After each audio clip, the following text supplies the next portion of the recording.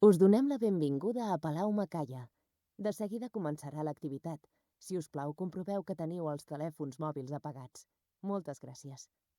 Les damos la bienvenida a Palau Macaya. En breves momentos comenzará la actividad. Por favor, compruebe que sus teléfonos móviles están apagados. Muchas gracias.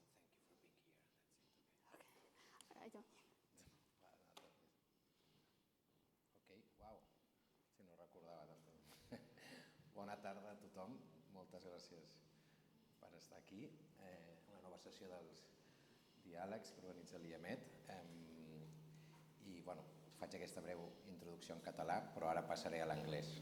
D'acord? Ho dic per si qui s'hagi de col·locar això per la traducció que ens estan fent. So, thank you very much for being here. Today we have a very interesting topic and very interesting guest. I'll just have a very brief introduction. It's okay, the translator? Podeu escoltar bé la traducció? Yeah, it's okay? Okay, thank you. Okay, so as you know, every year millions of tons of plastic waste end up in the Mediterranean Sea, which is one of the most polluted seas in the world. We all know about the plastic issue, and we know all about that climate change is a topic, but many times we are not really aware of what does it mean, and the level and the consequences. We all listen about this, we all know about, news and experts and whatever, but still the level of awareness of the society and many actors, it's not enough to really promote changes. Of course, the pollution in the sea, it has an impact on wildlife, but also on human health. And also, it's not just the level of production of plastic, it's also about the single use, now this is glass, so it's a good example. Because I could say like the typical plastic bottle, no, it's glass, okay? So, but we know, all of us, that every day we consume, we touch, we use plastics, objects of a single use, no? Even if it's a bag or it's a bottle, many things. Also the poor waste management practices, could be much more efficient. So there are many different reasons, but one, the lack of awareness, it's a very important one. There are people that say, okay, but this is more, we need to blame big companies, big, I don't know, the airlines, the mobility, whatever. So what we can do in our daily life, it's not making a big change, But I think it's very important that we focus also on the importance of raising awareness among citizens. I mean, all social changes that they need, the commitment and the involvement of citizens in these changes, and this topic it's so important that, as I said before, because I see it myself among my friends, relatives, whatever, we all now recycle here and do many things, but still there is a long way to go to be really aware of what does it mean. So we need elements, people, actors that foster that awareness among the citizens, right? It's not just about the production, it's about reducing the level of plastics, it's about reusing more the plastic, it's about recycling more. But this is a collective responsibility that we have many actors. And today we will focus also on the importance of the youth involvement, the involvement of young people in this process.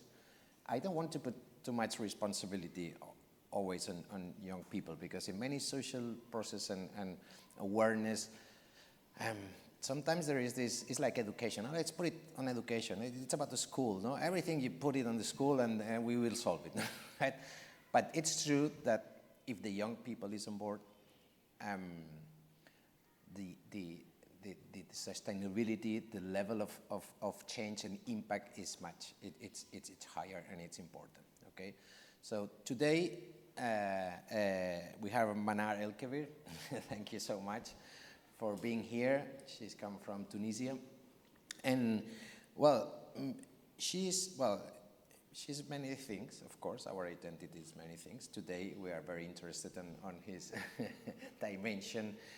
But I want to mention different things, because she's a storyteller, which you will maybe develop a little bit more this. But I'm very, interested on that because for her work and for passion, I think it's a very interesting dimension.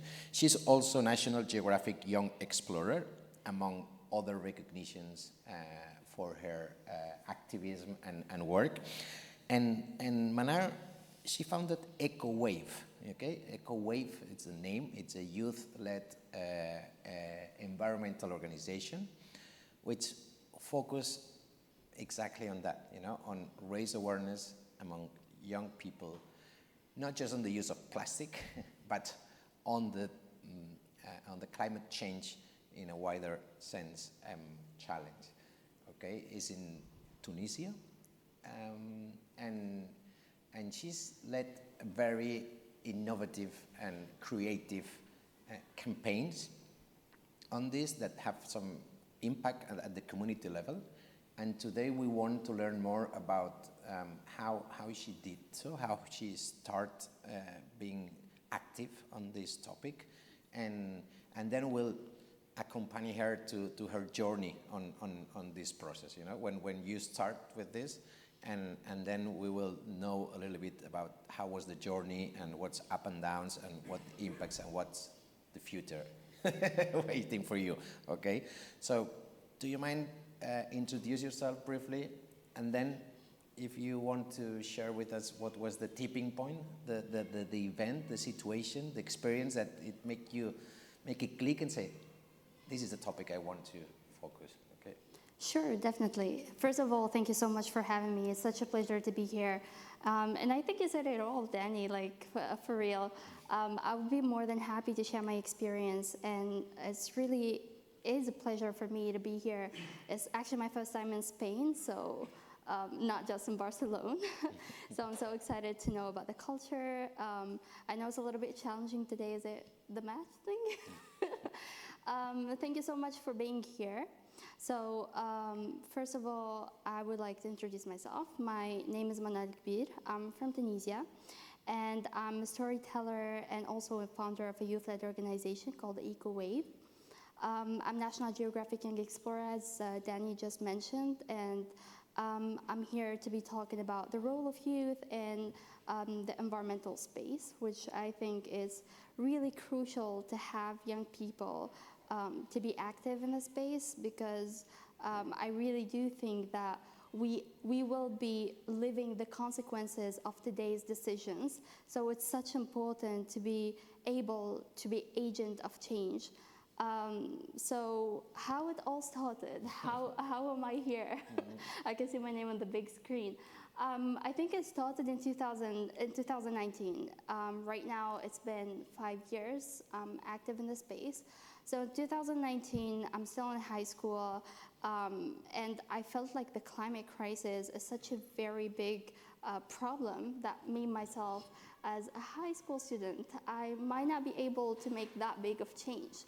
So I researched about the climate change. I watched documentaries, and one of the documentaries that really influenced my my journey is called Before the Flood. It's a documentary about climate change. I'm not sure if you know the actor Leonardo DiCaprio, but it was with Leonardo DiCaprio, and I watched it, and then it really got me thinking, like, whoa, science is telling us that there are a lot of things that will happen in the future, a lot of environmental catastrophes that there are projections that it's going to be even worse in the future. And I feel like why we're not doing something about it? Why our leaders are not taking action? It's really frustrating. And for me, I felt like I feel like I needed to do something about it. So that's how it all started. And I was active in an environmental club at my high school.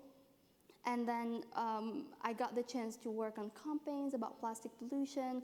We're educating our people about the impact of the plastic and how it's also connected to the climate crisis, because we all know that the plastic life cycle from its production to its disposal in landfills, it all contributes to the crisis. If it's incinerated in landfills, those toxic gases, it contributes eventually to the climate crisis. So it all started like focusing on plastic crisis, and then after researching more, I started to develop this broader perspective on how I see things. So at first I started active at the environmental club at my high school. We got the chance that our project was actually successful, and we got the opportunity to travel to the US, to the Ocean Institute, and meet with experts in climate change and also in marine conservation, which really was an eye-opening experience for me. So we got the chance to travel to the Ocean Institute in Los Angeles, and I met with Captain Charles Moore. He's the one who discovered the plastic island in the Pacific Ocean. Like, really, if you hear like plastic island, you would be like, what is that? It really was the same reaction that I had. So apparently there is a plastic island 3 times the size of France in the Pacific Ocean, and it actually can be seen through the NASA satellite from space. So after that experience, it really was an eye-opening. I got the chance to have a cruise with the one who discovered it and analyze microplastics, and learn that microplastic is also affecting public health.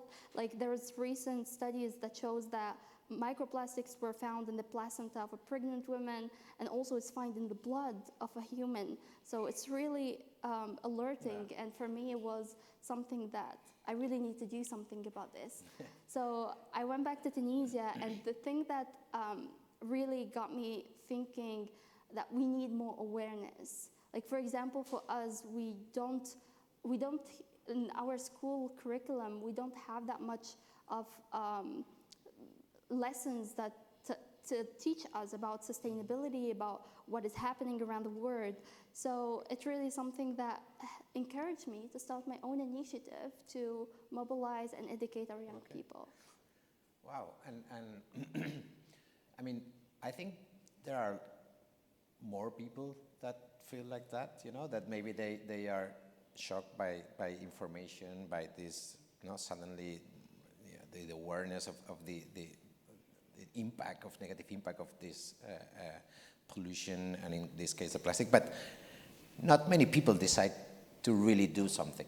You know, it's like, or some people, they do something, but they say, okay, let's find an organization and I go to do some stuff, but really decide to do something like new or something different or something in which you take a very active role there. How was that moment of saying, okay, now imagine that I'm you, I'm saying, okay, we need to do something. You know, like, how did you start with, you know, what was the first steps, you know, to be active? At first, like, for me, it was a little bit intimidated. Like, I felt like I'm so young. Like, who would be interested to listen to a young girl coming to talk about climate change or plastic pollution? Like, but then I realized that it's really important to take action, because if we all like think and have this mentality that I don't have an impact, I'm just gonna sit around and accept what is happening around the world and see, like, because in Tunisia, I'm noticing how much climate change is impacting. I come from a family of farmers, and I've seen how much climate change had an impact on my family land. Yeah. And like, if you Google all the impact of climate change on olive harvest, you would see a lot of really scary numbers. And not just that, the rise of temperature, the sea level rise, a lot of things that we're seeing right now, it's a consequence of not taking action. Mm-hmm. So if everyone would think like we don't have much to do and just watch our planet burn and just not doing anything about it, I think it's not going to help. Right. So what action did you take when you say let's take action? So how you start? I started with EcoWave. Like my first journey started with founding a youth organization, youth-led organization called EcoWave, and we work on educating our young people about climate change and plastic pollution through presentations and local events, and also international events. Okay. So how did you get the young people? I mean, like you decide to found EcoWave, and then it's like, okay, now I've got some people that maybe you knew some from the high school, others that you from your activism, and then you create what, like a social organization or a company, whatever, the legal body or something, and then you start looking for funding or something, or how do you, how can you do the things that you do, these campaigns? How do you reach with the schools, or how do you really practically, implement it? First of all, it all started with passion. Like we didn't have funding, so all we had is passion.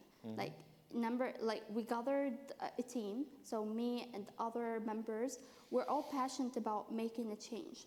So we started in our high school. We started in a very, in our, let's say, bubble, and then started to expand more and more on a national scale. So we started in our high school. We started having presentations about the environmental challenges in our country, and we started collaborating with local decision makers and started working on petition to ban plastic, single-use plastic, and we started really, really small. And then after I graduated from high school, I was like, I still need to keep the impact that I have, that I've seen what I did so far. So my philosophy was to build a network, like the same, duplicate the same EcoWave in my high school and different schools around Tunisia, and that's what we've been doing so far.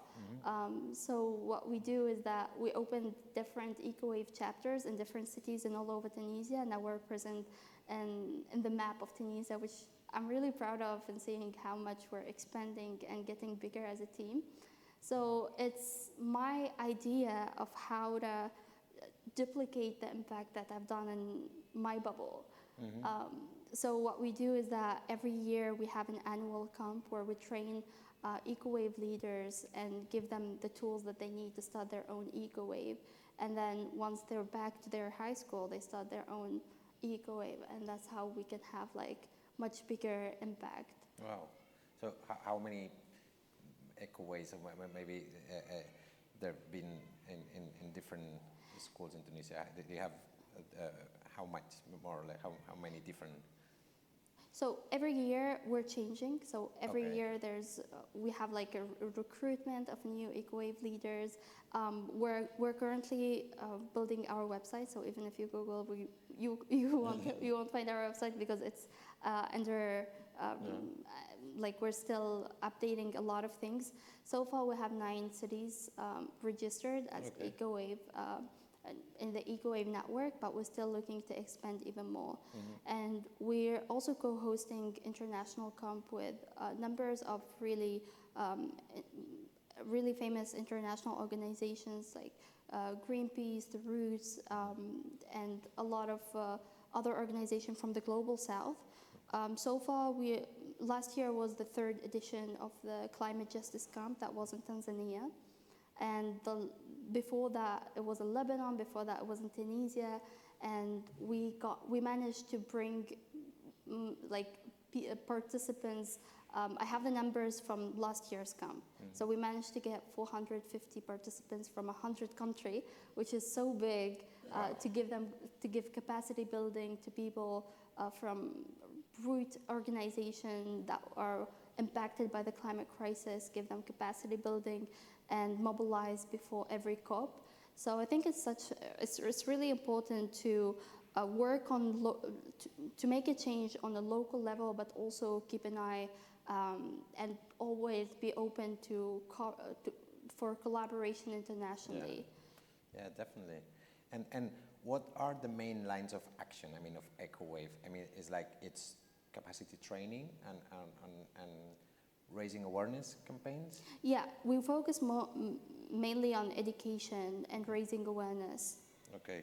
Can you share some campaign that you've been involved on? Just to as an example, you know, as a practical example. Yeah, sure. So what we do is that we're trying to bring resources to our young people. Like, for example, for me, when I first started, if it wasn't because I researched about the problem, I wouldn't have known the information that I know now. So I felt like it's my mission to bring these information for young people. Unfortunately, in Tunisia, in our school curriculum, we learn about climate change in 9th grade, and an English subject, 9th subject, which was shocking for me. Like, I do remember I learned about climate change from reports back in 2002, 2000, and I'm like, every year there are new numbers. There is, not sure if you're familiar with the IPCC, the Intergovernmental Panel on Climate Change. It's where the United Nations base their commitments and decisions from. It's a group of scientists that they publish every year a new report about climate change. So what I try to do is that bring those information that is changing every single year through our presentation, and not just that, but also be open to different thematics so that the young people can be trained on a very holistic approach of the solutions, so that whenever, hopefully in the future, when there are people who wants to become an entrepreneur, there are people who wants to work for the government, there are people who, like, there's going to be a lot of leaders that they should know these information. And one of the things that we integrated in our presentations was energy education as well. So there's a collaboration that we had with it's called IACT Initiative with the International Renewable Energy Agency, along with the government of Italy. They developed a toolkit for young people to learn about energy education and about the energy transition. So we brought that resources to our presentations, and we're trying to educate as many people as we can. Yeah. Okay. Wow. And well, I can see you got the passion, and as a young entrepreneur, you know, and I'm sure you face a lot of challenges, obstacles during this journey. Can you think about some of them? What I know with your passion and commitment, you probably overcome all of them, but what would be like the main obstacles, barriers? Is about, like, I don't know, from policymakers' mentalities, from the lack of resources, the need to reach a wider audiences or more young people, or what is your, what would you do, you know, more if you could, you know, like?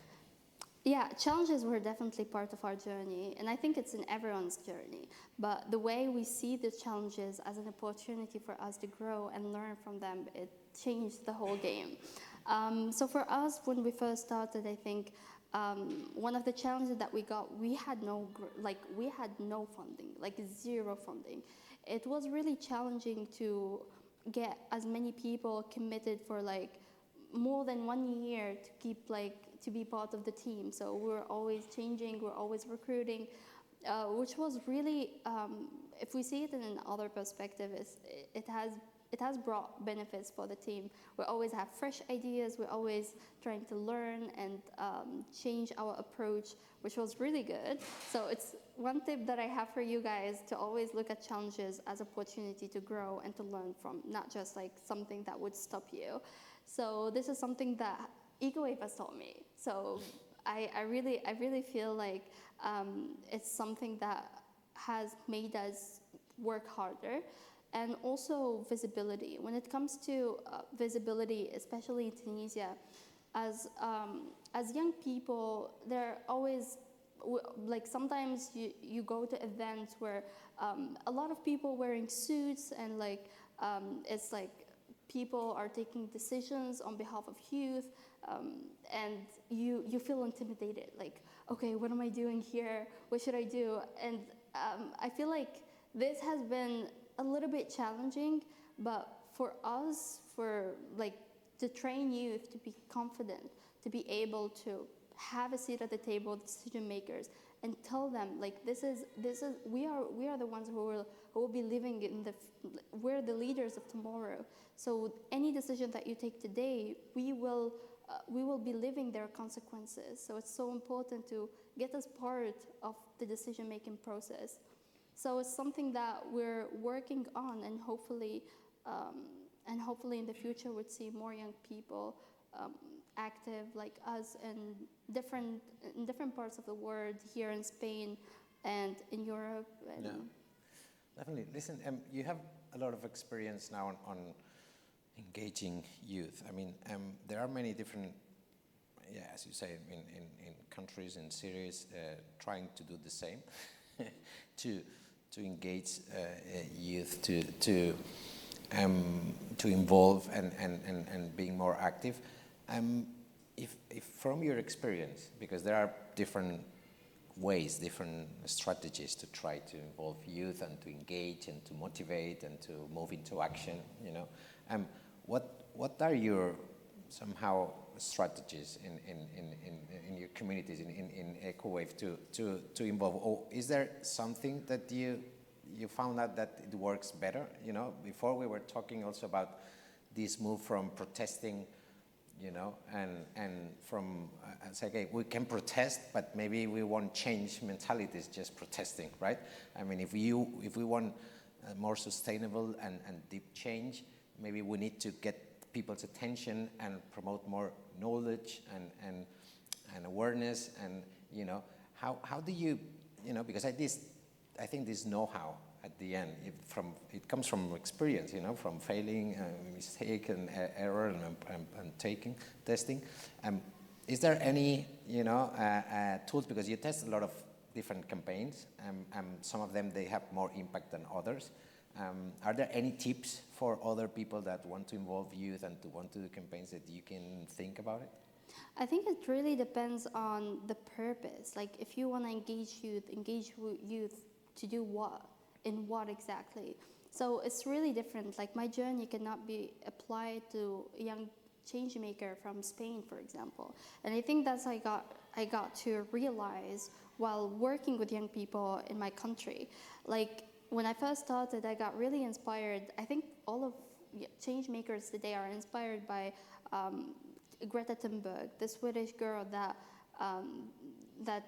has been protesting in front of their Swedish parliament to hold their decision maker, hold them accountable for not taking action.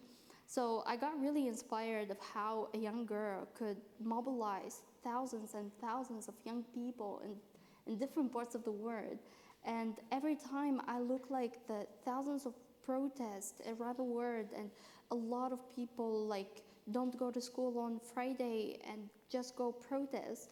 And I got to realize, like, whoa, I this is huge.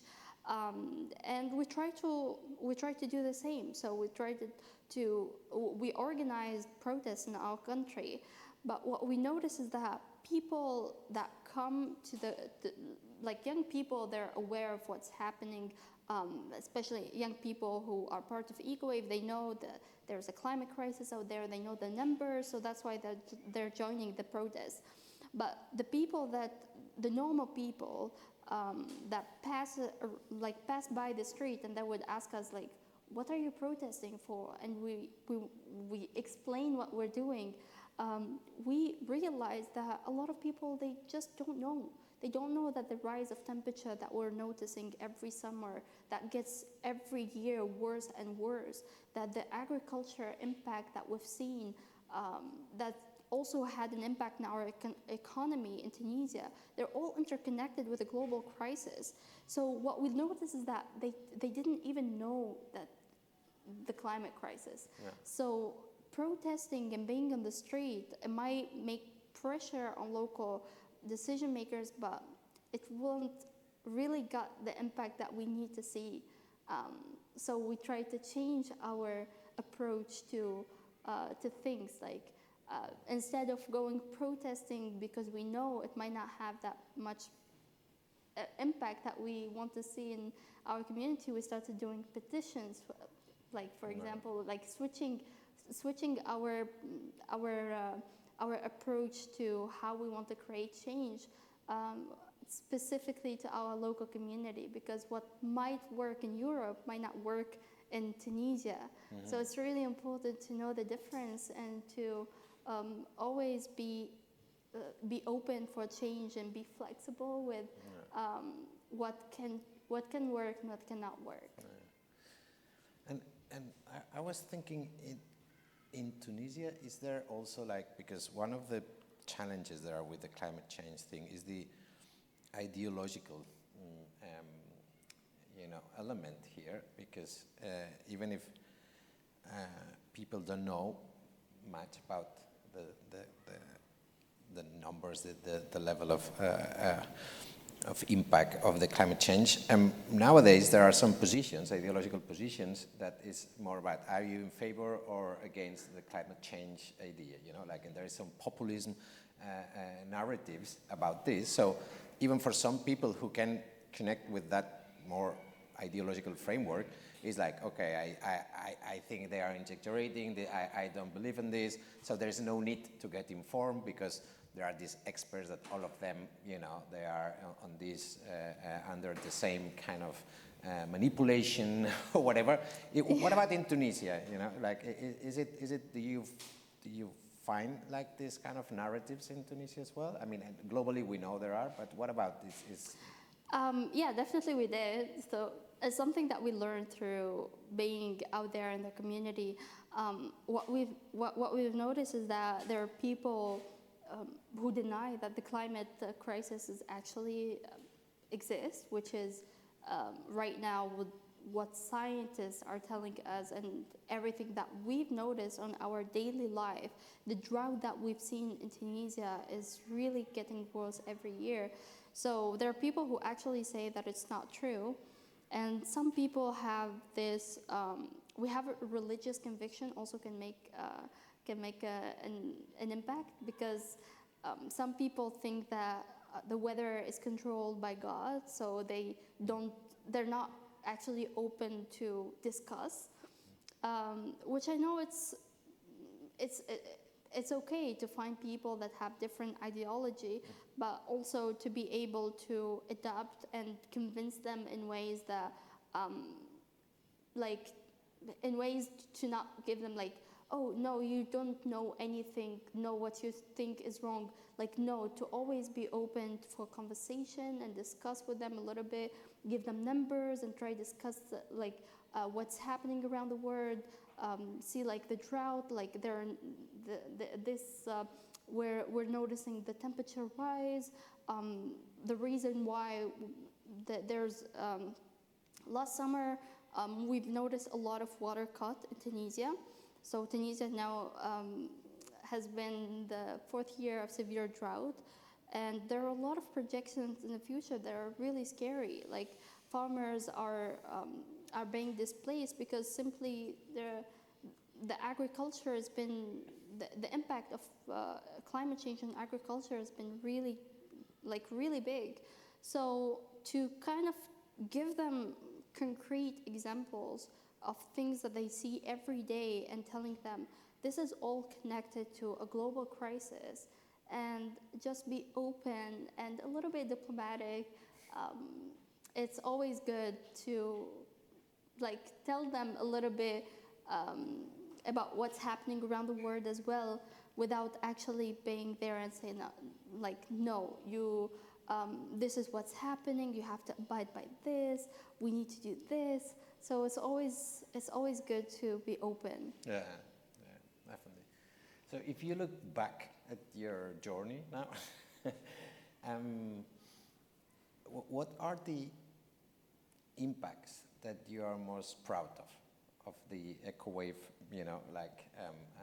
still young journey, but I'm sure you have some inputs that gives you the energy to carry on and to say, hey, we've seen that educating, providing this awareness to these young people, you see some impact, some changes, small changes, or reactions, or indirect impact, something that it keeps you like the flame alive, in terms of we need to carry on because we are on a good path. Right?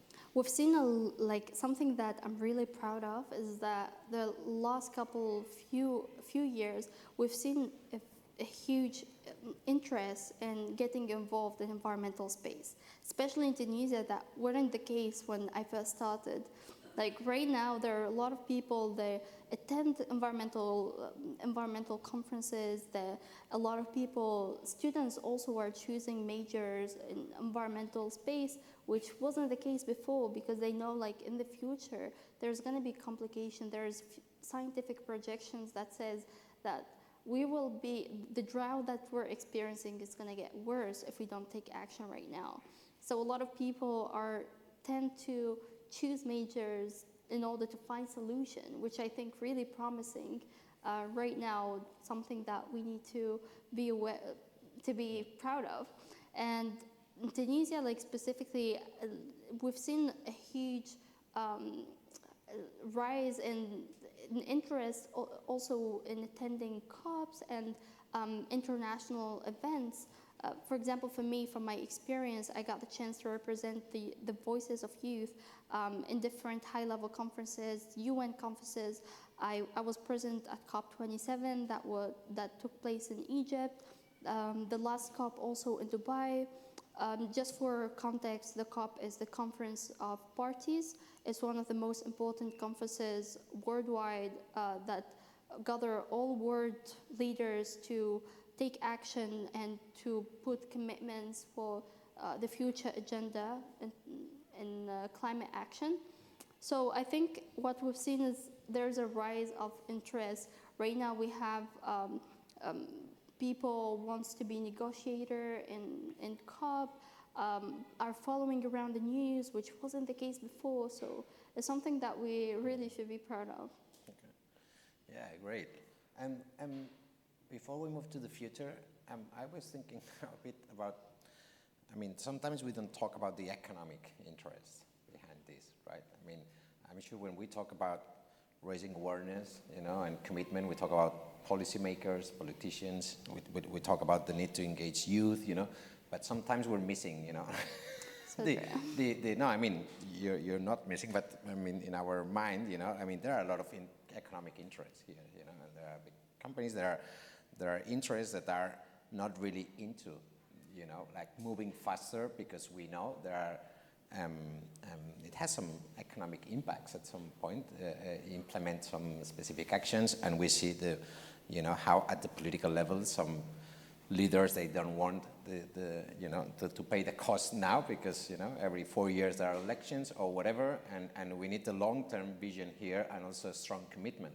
So this should be a collective link in terms of a lot of consensus around here, and this is one of the things still fails, right? And also from the economic sectors, I don't know if you see that, like in your education and raising awareness about what is stopping, the actors to move on, to take more action. No? I think the economic dimension is important. Right? Definitely. I think right now in the whole world, what we're seeing, the reason why our leaders are not taking the action that the science is telling us to take is that there are a lot of things that, a lot of perspectives that different people are looking at. Like the economic aspect is definitely one of a huge factor of not taking enough action that the science are telling us. But also it's important to acknowledge that at this point we have an urgency, and it's important to put people above profit. And that's where the role of young people is crucial, because if people, like young people, what they're seeing is they're seeing their future, because at some point the entrepreneur of today, that they're using the natural resource. At some point, everything is going to be gone by the time the young generation is going to be adult and they want to start working the same project. There's not going to be enough resources for that. It can be really frustrating, but I think that young people voices should be heard, and it's a way to push forward and hopefully find compromise. I think it's all about compromising. There is a metaphor that I've seen in a documentary called The Story of Plastic, which I really recommend you watch it. It talks about the plastic pollution, how it all started since the plastic invention. What says is that why we know that the plastic pollution is a really huge problem right now, and there are numbers that says by 2050 there will be more plastic in the ocean than fish. We've seen the plastic island in the Pacific. Why we're not taking enough action to stop that? It's simply because there's the economic aspect of it, and we're becoming dependent on plastic. We use it every single day in everything, like glasses, cars. You see plastic everywhere, and the metaphor is like, let's imagine the plastic pollution, the plastic production is like a tap open, and what we've seen is that imagine a tap and a bathtub. So the plastic production is the tap. And what we've seen in the last years is that the plastic production is overflowing the bathtub. So the solution that people are suggesting, it's not just recycling, because I'm not sure if you know that only 9% of the annual plastic production is being recycled. So recycling is really not the alone solution. So what people are doing right now is they're trying to solve the overflow of the water and put it back in the bathtub, which the solution is that simply turn off the tap. That's the solution that we can see. It's really not logical to just keep trying to solve a problem by taking the overflowed water and put it back in the bathtub, because it's not going to solve anything. No. So it's really important to look at that metaphor as an opportunity to see things right now. Like even the climate crisis, if we don't tackle the root problem, the emissions and held accountable the countries that are making those big emissions, we're not really doing anything. We're not trying to do anything in the climate crisis, even though we're trying to offset emissions and everything. But once the root problems is not solved, we cannot see huge changes. Yeah. Yeah, definitely. Imagine that they ask you, we want to do something, what we can do. What would be your recommendation for people to be more active, or to say, okay, what could I do in Barcelona now if I would be more active on the climate change, or not just the plastic, but what do you think is more efficient to focus on if some people want to do something, want to contribute to get this process, I think anyone in every field of work or studies can contribute with change. It doesn't matter if you're an artist, an entrepreneur, a student. It doesn't matter anyone. Doesn't matter the age as well. You can contribute with change, starting with individual responsibility. Yeah, just knowing that. Trying to limit your single-use plastic. Those are really small steps, but really, believe me, collectively, we can contribute with a bigger change. If everyone has this mentality that I want to focus on myself, I want to focus on my bubble, I want to be a responsible consumer, those are the things that make a huge contribution as a collective.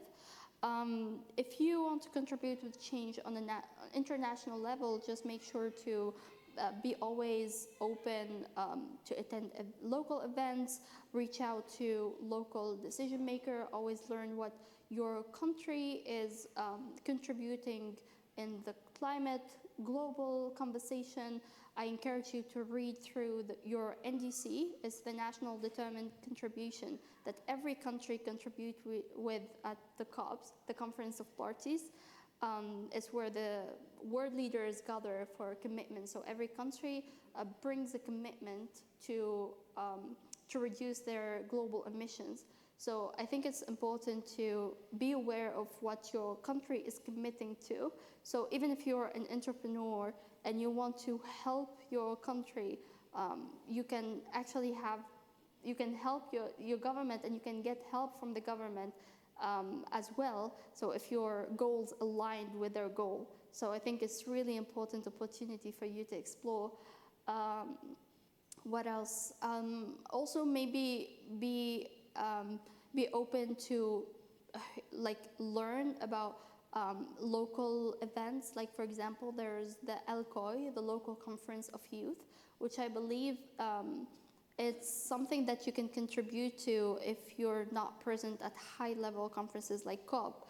Because what happens is that there's the Local Conference of Youth. If you're a young person from Barcelona, you want to contribute to the climate conversation worldwide, is that what they do is that at an LCOI, they take a youth statement, and the youth statement goes to the Conference of Youth regionally, and then globally, and then to the high-level decision maker. So that's how you can bring your voice to the conversation worldwide.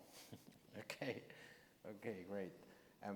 I remember I read the story of it was a woman that decided not to consume any plastic for a year, okay, in their life, and it was crazy, the story, you know, because you go every day, you know, and you think about yourself, and it's not just the bag, it's so many things that you don't realize until you say, okay, I'm not going to consume any plastic thing, you know, and it was a really kind of, you know, magic thing, you know, because in many moments she found in a situation and she had to, you know, try to solve and to find an alternative, which it wasn't easier, but she managed, and I think this kind of very like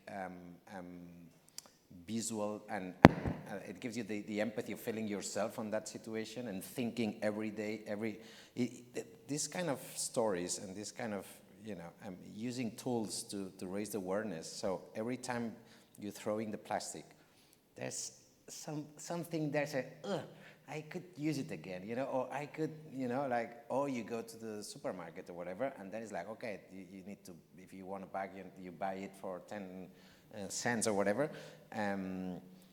But then every time you take it, you say, I should take my bag from my house, you know, like something like this. So I think there's this way of feeling guilty, you know, every day in more times, and it's very important that young and adults, and many times it's the young making the adults, you know. In my case, I've got a kid, and many times that I do something, they are the ones who are telling me, hey, man, you know, what are you doing? You know, like they say, oh, great, you know, that's great. I'm happy you tell me, and it helps me to reinforce. It's the same with water, with many different issues, you know. So, well, I'm going to see if some people have any question here, and I think thank you so much, because, you know, if with your energy, your passion, and experience from Tunisia, which is a very different context, but at least it's the same challenge, and it's the same everywhere it is, you know.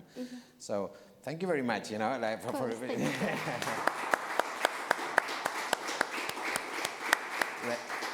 Let's see if there is someone who wants to ask something. Sorry, Danny, I will just add a little bit more on the idea that you just mentioned. It's really important to know that in the Mediterranean region, we're all interconnected. Like what's happening in Tunisia, it eventually affects the whole Mediterranean, and eventually can even affect Spain. Yeah, so it's something that we should be aware of. That, like, if there is a very bad waste management somewhere in Africa, it eventually gonna come to Europe as well. So it's really important to be open for this international dialogues and conversation. Thank you so much for organizing this and having me here.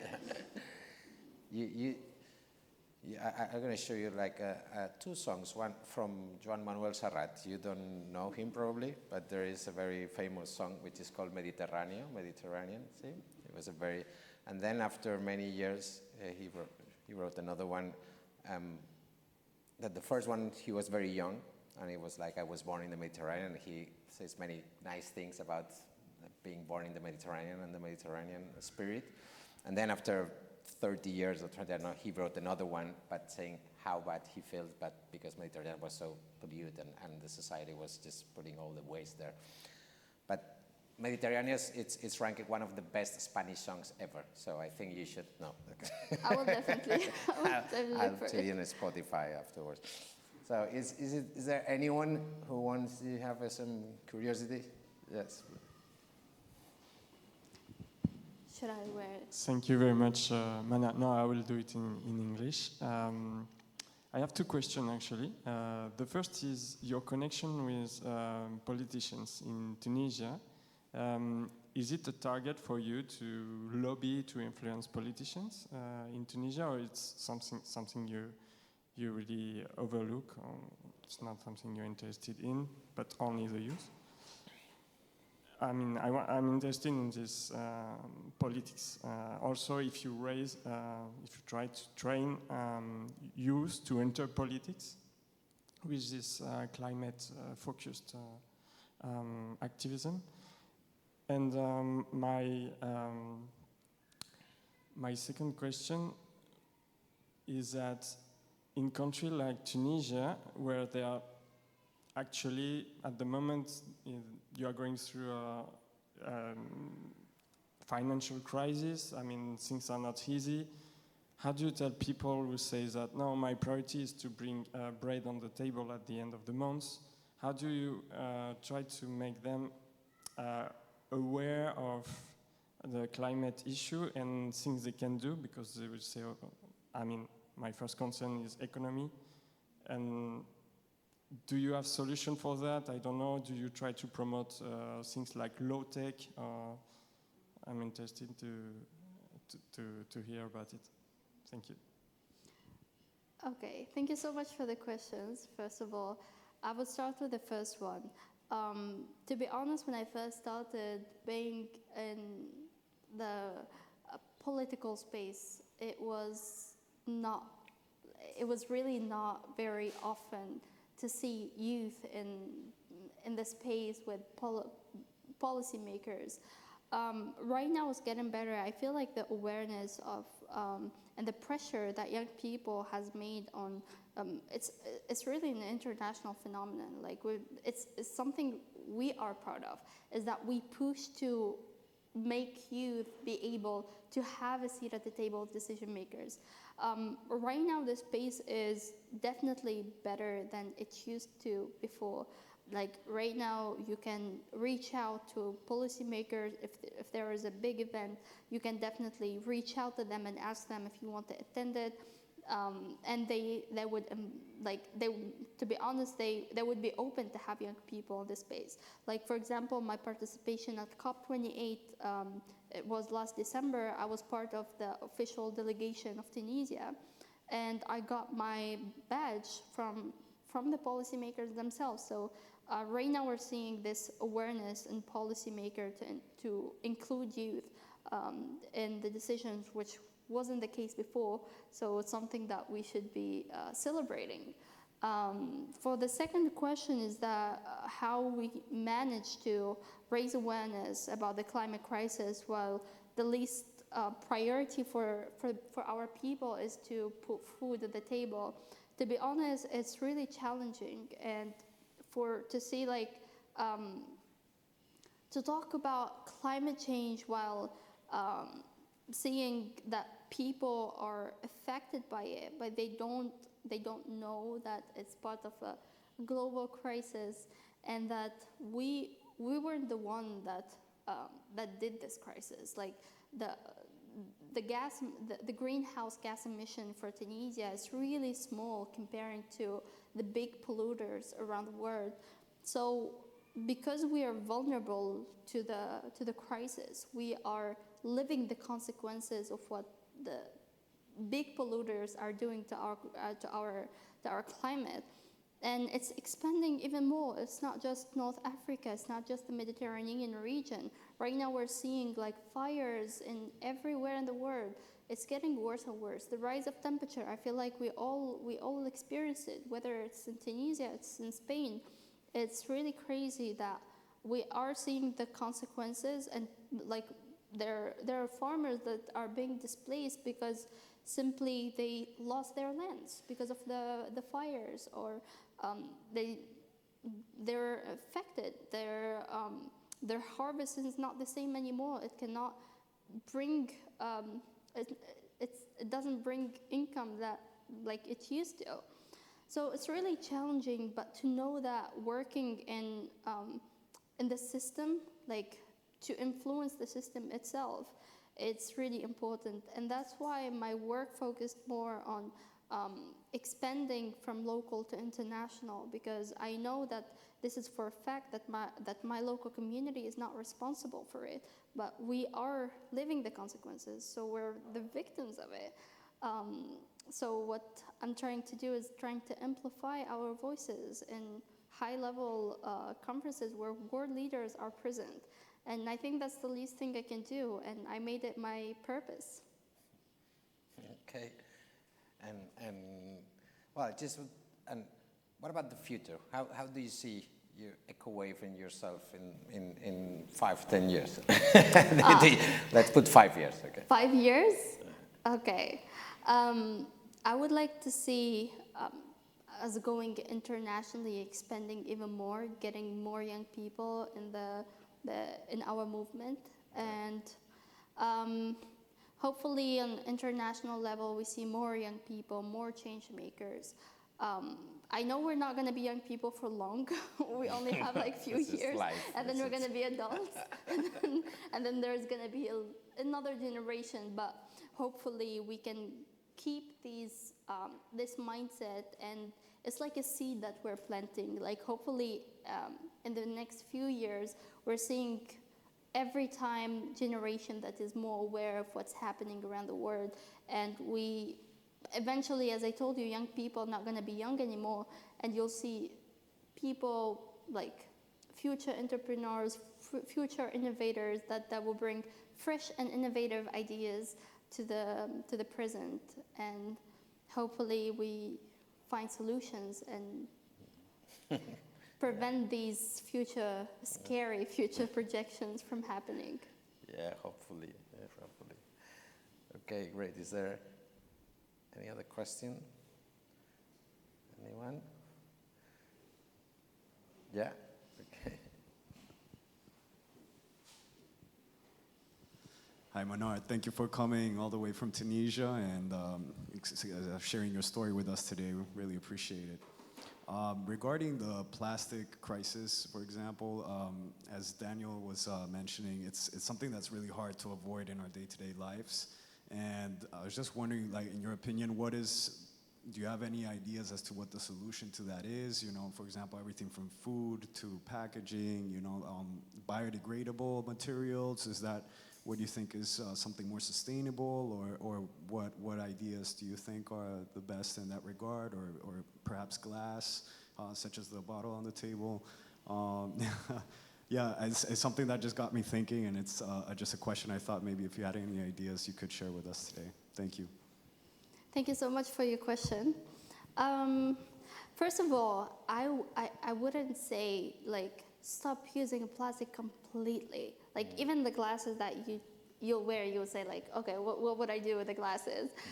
It's really important to be a responsible consumer, like to know exactly that the impact that you'll have, and like always there is better alternative. I know that the system makes us buy plastic. Like when we go to the supermarket, we only see plastic like sometimes we can find other packaging, but it all depends on what you choose, what you consume. It's important to be mindful of that and always choose the option that is better for the environment, and always say, like, for example, for me, I always know that the plastic waste that would go like later on if we like dump it. It depends on the country's waste management, and it can eventually go to the ocean. And you know the problems, how it affects marine life. I'm not sure if you saw the famous video of the sea turtle that has plastic straw in the nose. It's a very old one. So it's really crazy how much our plastic waste has been impacting our marine life. Like animals, the sea turtles, for example, they mistake the plastic bag for a jellyfish, and once they eat it, their digestive system gets plugged and they die eventually. So it has a really, really huge impact on our marine life. So it's always be mindful of what you use on a daily basis, and always choose the best alternative. And if you can just stop using single-use plastic, that would be great. If not, just try to limit and use less. Yeah, definitely. Yeah, I'm thinking all the time in daily situations, right? In which, yeah, it's true, sometimes you work, you buy a bottle, and then you say, okay, I can reuse it, so I can bring it, and then, well, where do you get the water to put it? You need to buy another water, or if you know, it's like, no, but I'm seriously thinking, because now, for example, in the houses, if the tap water is not good, but you can buy like, to make it pure. Better, to pure. So then I did that. It was expensive at the beginning, but if you count the money that you save per year in terms of bottles, at the end, I say, okay, in 3 years you get it, and it's amazing the reduction of bottles of plastic that you do, because I think we all are aware when you do the recycling, the bigger bag is the plastic one, you know, because it's the one you say.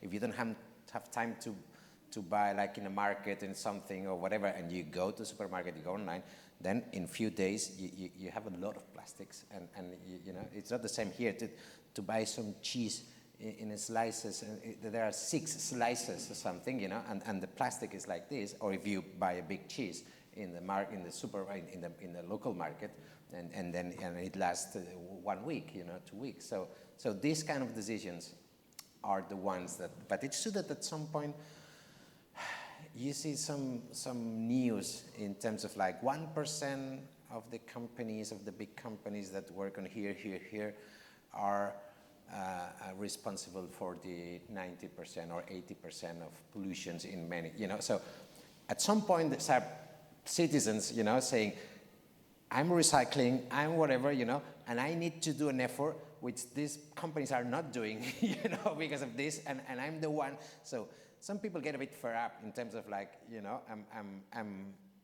and it's important not to lose that, but it's important that people see, you know, changes, you know, and advancement and consensus and agreements that they are really fulfilled at the end, you know, because then it's like, okay, so at some point this agreement saying it's forbidden to have bags in the supermarket, you know, or plastic, you know, it's just forbidden. I know there is a lot of economic interest or whatsoever, and people say it's going to be expensive. People don't want, you know, there's an inflation, you know, because at the end, yes, blah, blah, blah. But I think the political and economic, you know, consensus have to be really pushed there, because the big changes need to be, you know, seen there, and to find the balance of asking the responsibility to the citizen and to the big players here, right?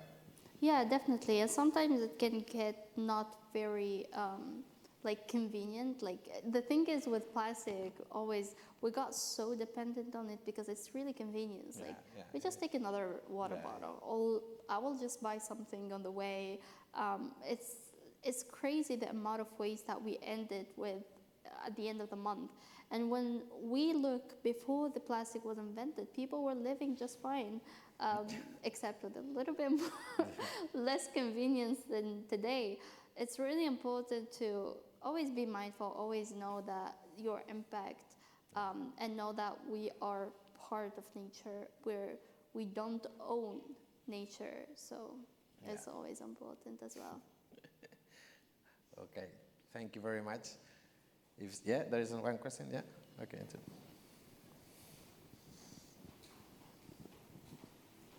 Maybe you need to... Sí, yo te la haré en español. Okay, sorry. En primer lugar, te pido disculpas. Espera un momento que se ponga el de esta. Okay. ¿Sí? Are you in the channel? Yes. ¿Sí? Bien, yo te la haré en español. Yo en primer lugar te pido disculpas por ser la única persona con traje dentro de la sala, con lo cual hay una imagen un tanto peyorativa, ¿no? De persona mayor, responsable o exigente y tal, ¿no? Pero en segundo lugar, te pido que consideres el perfil que eres, ¿no? Eres joven, eres mujer y eres africana. Muchos pensamos que el futuro está ahí. Está en la juventud, está en la mujer y está en África.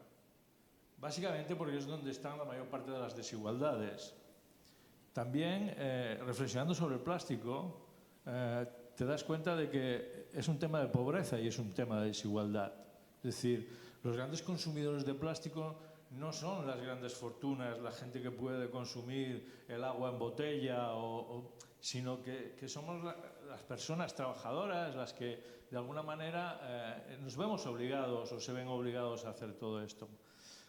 Te diría que eres joven, seguirás siendo joven muchos años, porque yo todavía no soy mayor, por tanto entiendo que tú seguirás siendo joven muchos años y te animo a seguir, pero de una forma, yo te invitaría a seguir de una forma diferente. Yo creo que lo que nos falta en la sociedad es activistas, son activistas propositivos. Está muy bien protestar, pero a la protesta existe la contrapropuesta. La contraprotesta, pero sin embargo cuando se organizan plantaciones de árboles o se organizan recogidas de plásticos o se organizan muchas de las actividades que en EcoWave hacéis, lo que estáis haciendo es un ejemplo positivo sobre las acciones contra el cambio climático. Esta es la manera de educar. Solamente podemos cambiar si vosotros cambiáis y sois la esperanza del cambio. Desde los tres puntos de vista, desde el punto de vista de joven, desde el punto de vista de mujer y desde el punto de vista de África. Desde el punto de vista de mujer, porque los hombres lo hemos hecho muy mal en el siglo XX. Por tanto, entendemos que en el siglo XXI son las mujeres las que tienen que liderar los procesos de toma de decisiones, los procesos participativos y los procesos de ejemplo. No solamente porque sean el origen de la vida, el origen, la imagen de la naturaleza, sino porque realmente os necesitamos. Y en ese sentido te diría que continúes con tu, digamos, activismo como exploradora y que nos sigas obsequiando con tu ejemplo.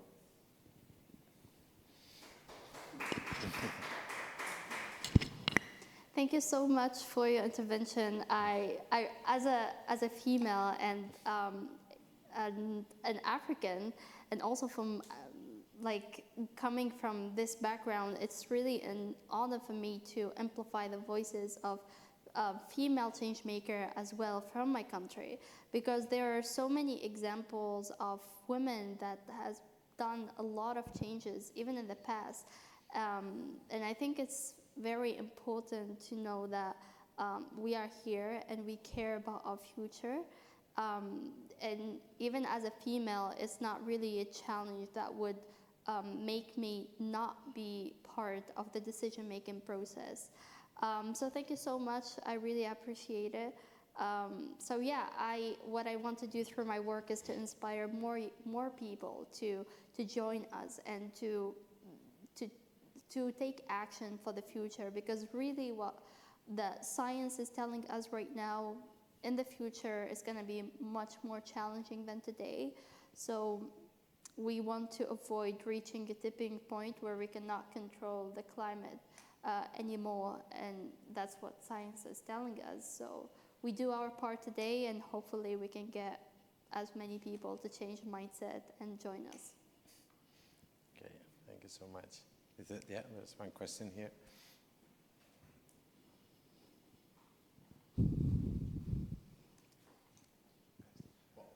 First of all, thank you so much for coming here and sharing your story. I think it's very inspiring for all of us.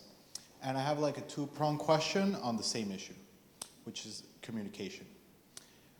First of all, like, how do you connect with other bubbles of young people? Like, let's say people who are into gaming or into other spaces are not like, I think there's some people that tend naturally to gear towards environmentalism or sustainability. But how do you reach other people or maybe like, okay, yeah, I know about the climate crisis, but whatever, you know, it's like a whatever issue. You know, I cannot do anything about it. And the second one is like, how do you communicate issues that are so complicated? For instance, when it comes to plastic, there's like hundreds of different types of polymers, right? That's why one of the issues of like recycling is like you have so many strands of different plastics that are not compatible with each other. So how granular do you get when you talk about these issues, right? Because people can get like confused or they can get like a bit stressed or like, oh, this is too much, right? Yeah, thank you so much for the question. I'll start with the first one, how we can get as many people involved while they have different interests. Like, for example, one of the approach that we took in the past is that we created a whole axe for our work in EcoWave that's called Artivism. And our goal is to bring artists and local innovators and creative young people to join our movement. Just simply because you're artist doesn't mean you cannot contribute with change.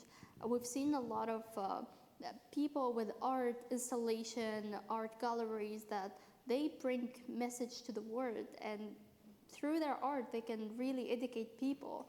So the space is open literally for everyone. If you're an entrepreneur, if you're a young female working in fashion, today there's a really global awareness about like the fast fashion and how we can make better. If you're working in public health, there's this research about finding microplastic in the blood, which is really scary. And see, like, even if you're working in different sectors, you're always going to find a way to join the movement. And the space is really open for everyone. For the second question, how we can communicate people with these complicated issues is that simply through our presentation, we try to educate them and make them more aware. Like, for example, for recycling and being aware that there is a greenwashing out there. There are some companies that they try to promote their product as eco-friendly, not harmful at all for the environment, but eventually if you're aware that if there is a product that has different types of plastic, it cannot be recycled. So if you have this information, you would know. You would tell them, no, this is not true. You are greenwashing me. So it's really important to have a very aware citizen. And this is where our initiative has this role of educating and making people more aware. Thank you. Okay. So if there is no more questions, I think, well, it's been great. Thank you so much. We wish you all the best in the future. That means also that it's going to be all the best for the planet. It's connected to your commitment and passion. I think you have contributed to contagion here, like some of, and made me think more about our daily responsibility, but also, the importance of youth and the differences in the different contexts. But definitely, I think we will leave the room more aware, which is thanks to you, which is what you do. So thank you so much. Hope you enjoy your time in Barcelona, and hope to see you again. And really, all the best for the future. Okay. Thank you.